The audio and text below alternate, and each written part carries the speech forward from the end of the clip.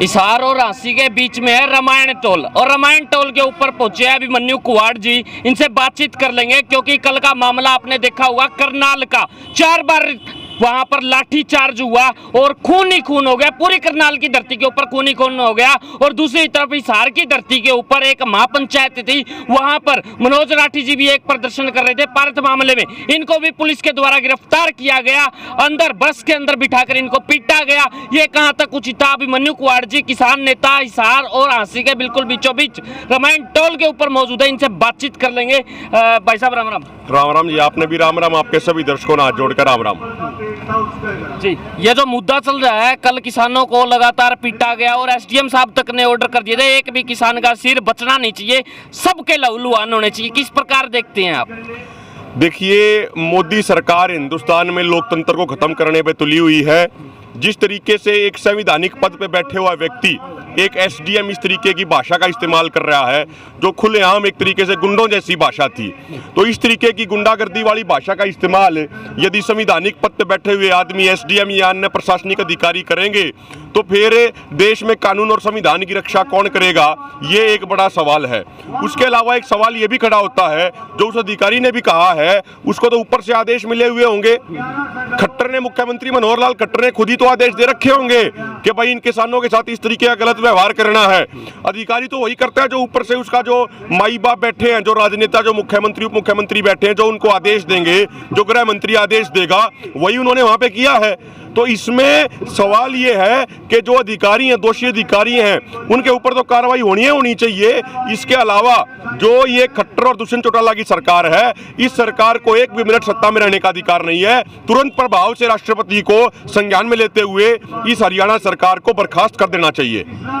अभिमन्यु जी, वहां पर एक किसान था जिसको लगातार लाठी डंडे लगे और वो एक्सपायर भी हो गया, लेकिन अभी तक 600 से 700 से ज्यादा किसान जो है वो लगातार किसान आंदोलन में शहीद हो चुके हैं। किसानों ने उनके अभी तक शहीद भी नहीं माना। कल भी एक व्यक्ति शहीद हो चुका है, किसान शहीद हो चुका है, क्या कहेंगे?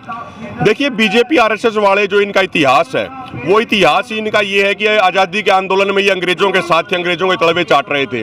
तो जिन लोगों ने कभी शहादत नहीं दी, तो वो शहादत का महत्व तो जानते ही नहीं है। शहादत देता कौन है? शहादत देता है किसान का बेटा। शहादत देता है जो जवान बॉर्डर पे खड़ा है, देश की एकता अखंडता के लिए अपनी कुर्बानी देता है। शहादत देता है वो किसान जो खेत में रह के पूरे देश का पेट भरता है, अपना पेट चीर के।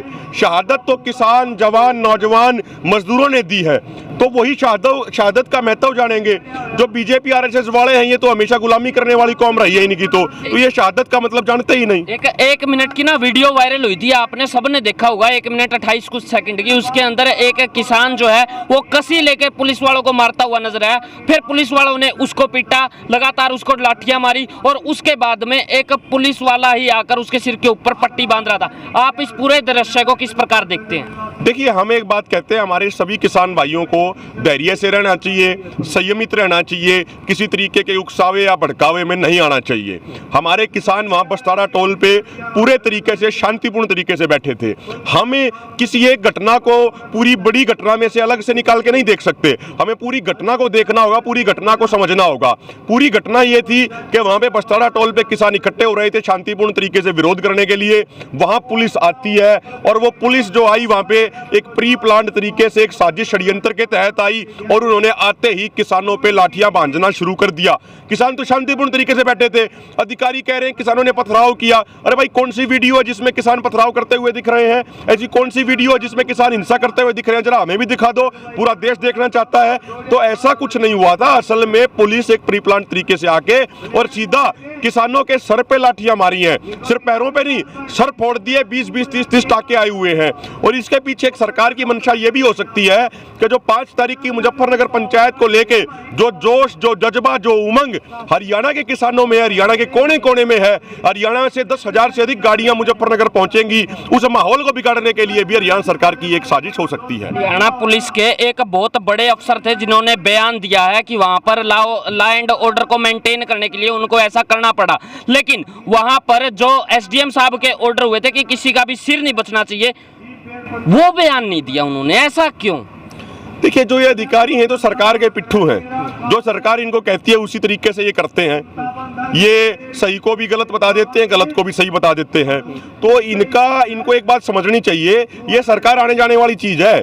5 साल में सरकार नहीं आ जाएगी, 5 साल में ये सरकार चली जाएगी, लेकिन भाईचारा हमेशा यहाँ रहना है। तो जो ये पुलिस वाले भाई हैं, ये किसानों के ही बेटे हैं, ये गाँव में ही रहते हैं, ये कोई राजनेताओं के बेटे नहीं है। और रिटायरमेंट के बाद इनको इसी भाईचारे में रहना है। रिटायरमेंट के बाद ऐसा तो होगा नहीं कि राजनेता अपनी कोठियों में इनकी जगह दे, इनको अपनी जगह दे देंगे।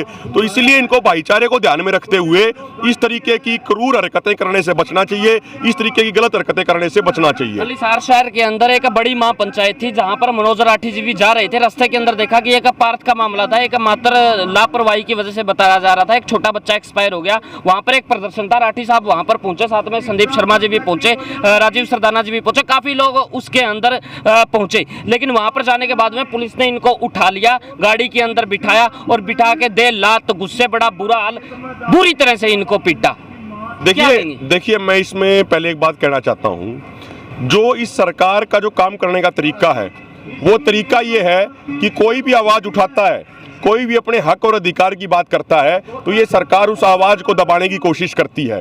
तो भाई मनोज के साथ भी जिस तरीके का गलत व्यवहार किया गया, दुर्व्यवहार किया गया, हम हिसार प्रशासन की निंदा करते हैं और ये मांग करते हैं कि उस पूरे मामले की सख्त से सख्त तरीके से, ईमानदारी से जांच होनी चाहिए और दोषी अधिकारियों पे कड़ी कार्रवाई होनी चाहिए। यदि कोई व्यक्ति समाज के लिए आवाज उठाता है, ये कोई अपने लिए तो आवाज उठा नहीं रहे थे, इनका कोई निजी स्वार्थ तो था नहीं, यदि ये समाज के लिए आवाज उठा रहे हैं तो उसकी जांच होनी चाहिए। लेकिन जांच की बजाय इनको लात गुस्सों से पीटा जाता है। हम एक बात कह रहे हैं भाई, यदि ये आवाज उठा रहे हैं उसकी जांच करते। यदि इनके जो ये आरोप लगा रहे थे, इनके आरोपों में दम नहीं था, तो इनको बता देते कि भाई आपके आरोपों में दम नहीं है। गिरफ्तार कर सकती है ना, उसके बाद में मारने का क्या तुक बनता है? पुलिस ने इनको गिरफ्तार भी ऐसे नहीं होते ना।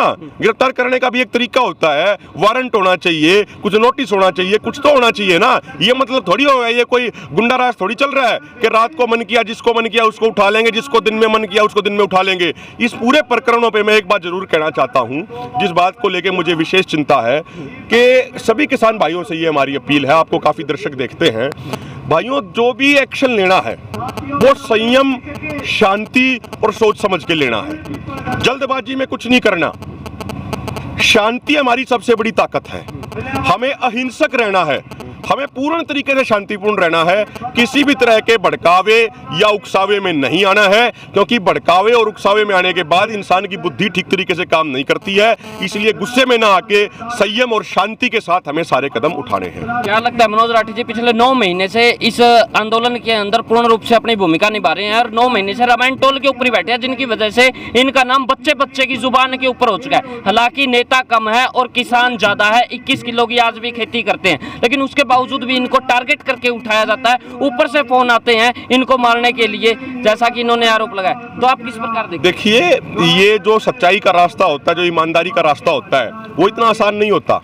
उस रास्ते पे सारी कठिनाइयों का सामना करना पड़ता है। भाई मनोज सच के रास्ते पे चल रहे हैं तो ये सारी समस्याएं झेलनी पड़ेंगी।